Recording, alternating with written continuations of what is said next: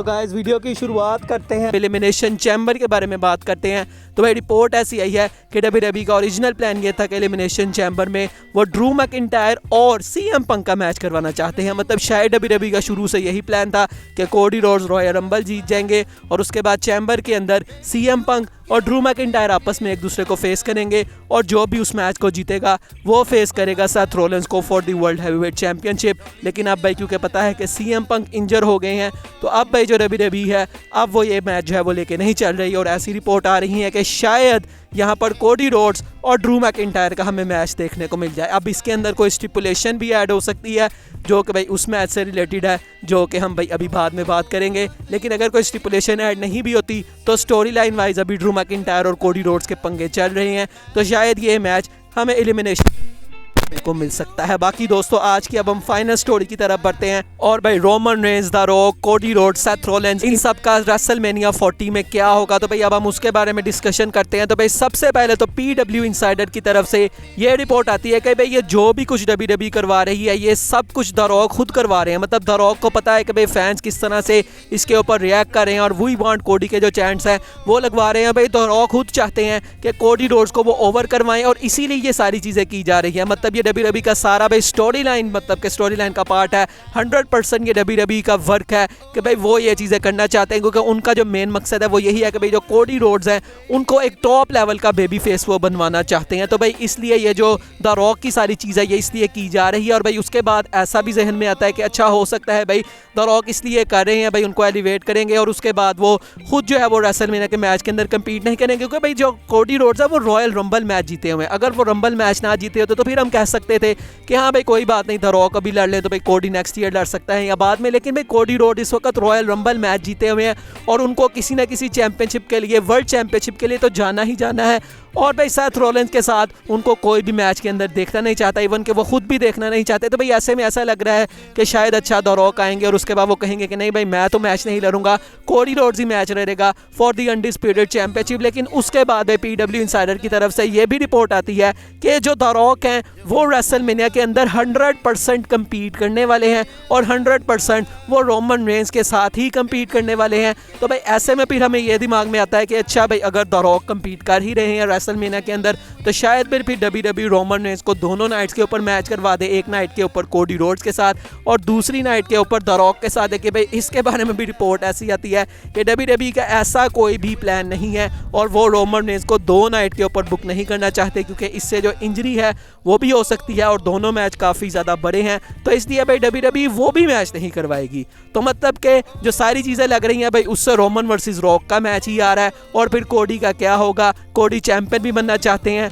और भाई कोडी अभी रॉयल रंबल मैच जीते हुए हैं तो भाई फिर वो सेथ रॉलिंस को फेस करेंगे। तो भाई वो चीज़ मतलब फैन खुद भी नहीं चाहते और भाई कोडी भी नहीं चाहते, तो फिर वो आखिर डब्ल्यूडब्ल्यूई क्यों करवाएगी।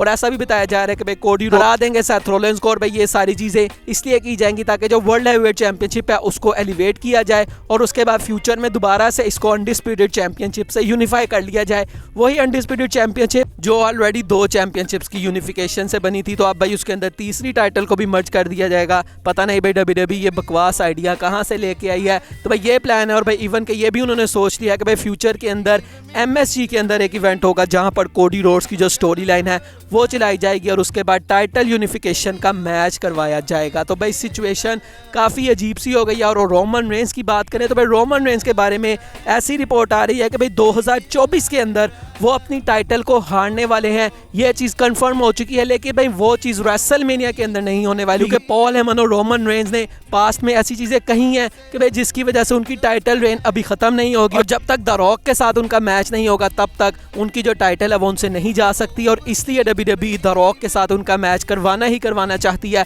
ताकि 2024 में उसके बाद जो रोमन रेंज है वो अपनी टाइटल को हार जाए। और ये चीज़ रेसलमेनिया में ऐसा बताया जा रहा है कि भाई नहीं होने वाली, लेकिन साल में उसके बाद मतलब वही रिपोर्ट जो कि हम सुन रहे थे कि भाई समर स्टैम्प के अंदर कोडी का मैच होगा, जो भी इन दोनों का मैच जीता होगा और वो टाइटल यूनिफिकेशन के लिए होगा। तो शायद वहाँ पर डब्ल्यूडब्ल्यूई के ऐसे प्लान्स हैं कि कोडी रोड्स हरा देंगे रोमन रेंज को और उसके बाद वो बन जाएंगे undisputed WWE world heavyweight universal champion. तो भाई ऐसा रिपोर्ट्स का कहना है। तो भाई काफ़ी ज़्यादा इस वक्त जो चीज़ें हैं वो अजीब सी होती जा रही हैं। तो भाई अभी यही रिपोर्ट है कि ये जो लास वेगास के अंदर प्रेस कॉन्फ्रेंस होने वाली है वहाँ पर दोनों मैचेस को ऑफिशियल कर दिया जाएगा। मतलब Roman Reigns versus the rock को और उसके अलावा Cody Rhodes versus Seth Rollins के मैच को भी ऑफिशियल कर दिया जाएगा, जो कि भाई फैन ज़रा भी नहीं देखना चाहते। भाई मुझे समझ नहीं आ रही कि भाई अगर द रॉक ये सारा कुछ खुद करवा रहे हैं और वो भाई कोडी को एलिवेट करवाना चाहते हैं तो भाई यहाँ पर इस वक्त उनको रेसलमेनिया का मैच देना चाहिए, क्योंकि वो भाई रॉयल रंबल मैच जीते हैं। अगर वो रॉयल रंबल के बाद भी अपनी मर्जी से जो चैंपियन है उसको मतलब कि चैलेंज नहीं कर सकते, तो फिर भाई रॉयल रंबल का जो कॉन्सेप्ट है वो क्या ही रह गया। भाई रॉयल रंबल होती ही इसलिए कि भाई जो भी जीतेगा वो आके वर्ल्ड चैंपियनशिप के लिए चैलेंज कर देगा, चाहे वो जैसा भी सुपरस्टार हो, चाहे छोटा हो चाहे बड़ा हो। तो भाई अभी कुछ समझ नहीं आ रही, लेकिन भाई मुझे ऐसा लग रहा है कि भाई अब जो कोडी रोड्स हैं उनका मैच सेथ रॉलिंस के साथ ही होगा और Roman Reigns versus the rock का मैच हमें रेसलमेनिया 40 में देखने को मिलेगा, क्योंकि भाई ये एक ऐसा मैच है जो कि ऑलमोस्ट आप कह लें भाई once in a lifetime है। ये इस साल हो गया, उसके बाद पता नहीं भाई मतलब अगर ना हुआ इस साल तो भाई पता नहीं उसके बाद कभी ये हो भी पाएगा नहीं। और अगर रोमन अपनी टाइटल ही हार जाएंगे 2024 में तो फिर शायद ये मैच हमें ना देखने को मिले। अब भाई मुझे एक आइडिया आ रहा है जहाँ से द रॉक भी भाई बच सकते हैं हेट से और उसके अलावा कोडी रोड्स भी बच सकते हैं, और वो ये है कि भाई दोनों नाइट्स के ऊपर रोमन रेंज को आप कम्पीट करवा दो।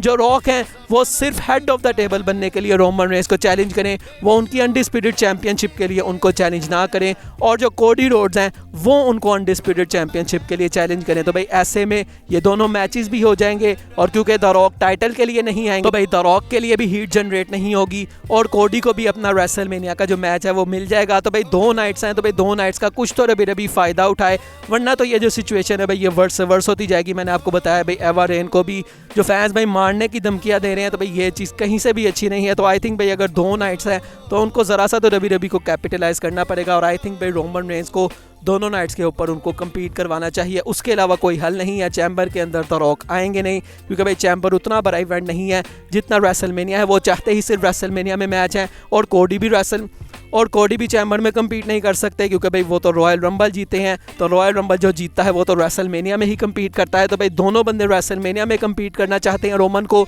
तो आई थिंक भाई WWE को इस आइडिया की तरफ जाना चाहिए और रोमन को दोनों नाइट्स के ऊपर कम्पीट करवाना चाहिए। बाकी दोस्तों आपकी इसके बारे में क्या राय है आप मुझे कमेंट सेक्शन में बताएं। बाकी आज की वीडियो यही तक थी, अच्छी लगी हो तो लाइक कीजिएगा, चैनल को सब्सक्राइब कीजिएगा। मिलेंगे नेक्स्ट वीडियो में, तब तक के लिए अल्लाह हाफिज़।